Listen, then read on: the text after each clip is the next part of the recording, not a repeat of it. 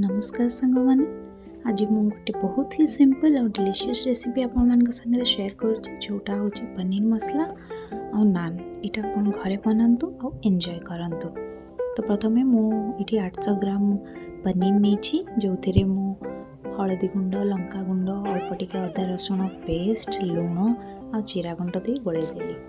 तापर मु अल्प टिके बटर यूज कर फ्राए पाई मैरिनेशन होता पनीर को मुझे पकईदेली। आपण मैंने चाहिए एथिरे रिफाइंड ऑयल मध्य यूज करें। पनीर को हल्का ब्राउन करवा जाए मुझे को फ्राए करी आपण मैंने अल्प मध्य फ्राए करें।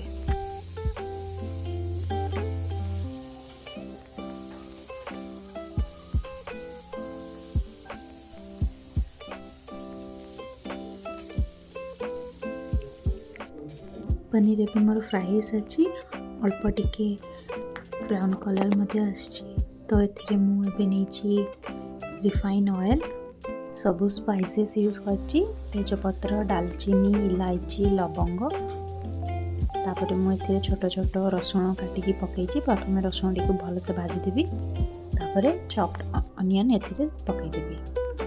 ए मुझे टमाटो रेड चिली पेस्ट मुझे हल्का टिके प्याज ब्राउन हो गला पर से टमाटो आउ चिली रो पेस्ट को मु पकईदेली।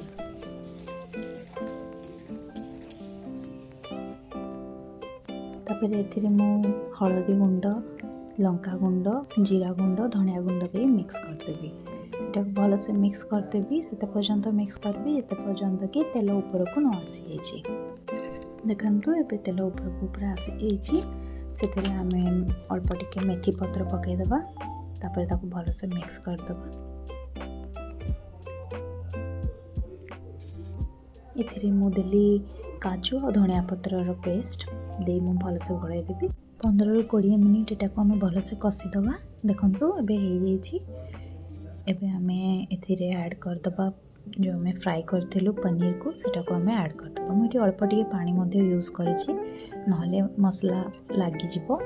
आपण चाहिए एथिरे क्षीर मध्य अल्प टिके दे पारिबे किंतु मु एथिरे पानी ऐड करछि। एबे देखंतु एबे पूरा रेडी हो गलानी। मु एटा को 5 मिनिट आउट भल से कषि देइतिली। एबे मु अल्प टिके अमूल क्रीम एथिरे पकाई देबी। एटा ऑप्शनल आपण चाहिए एटा स्किप मध्य करि पारिबे। एबे देखंतु हमर पनीर मसला पूरा रेडी हो जाइछि। तो या ऊपर मु अल्प टिके धनिया पत्र मध्य पकाई देबी। पनीर मसाला मोर रेडी हो गला। चलतु नान प्रस्तुत करवा।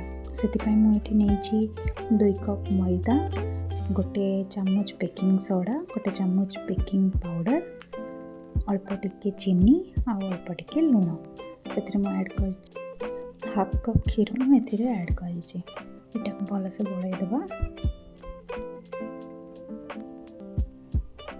मु अल्प टिके ऑयल ऐड कर 45 मिनट रू घंटे एटा कवर कर रखीदेवी। देखंतु मु बेलिबा स्टार्ट करिछि। एटा को मु लंबा करी बेलुछि आपण माने गोल मध्य करि परिबे।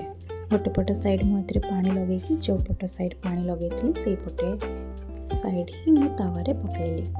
देखंतु बे फुली आसिलानी। एटा को तावाटा को मु उल्टै देली भल करी सेकी देबी। एटा को नले कंचा रहि जिवो। आ टिके बटर मध्य ऐड कर देछि। तो देखंतु रेडी हो जाइछि हमर मसला पनीर आ नान। केमिति लागिला कमेंट निश्चय जणाइबे।